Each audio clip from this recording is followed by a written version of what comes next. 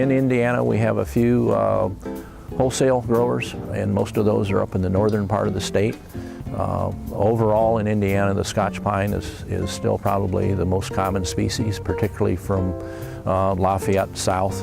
It's a little bit easier to grow than some of the other species, and it remains popular with a lot of choose and cut type farms.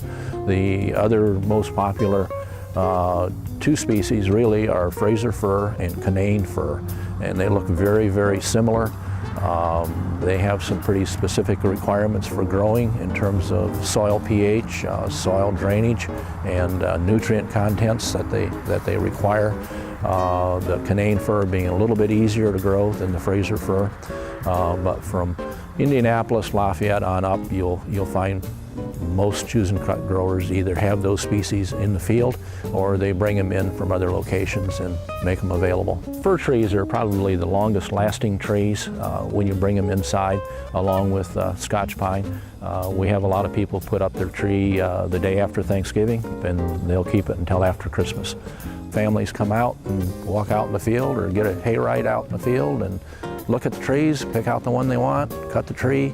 It's usually brought back to the main property and prepped up. Christmas tree pricing depends a lot on the species and the quality and the size of the tree, of course.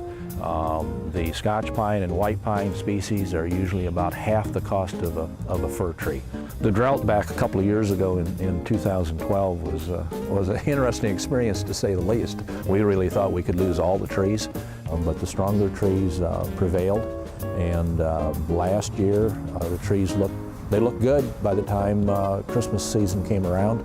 And this year, with the rain and cooler weather, the trees just grew just beautifully. They were just really doing the best that they absolutely could.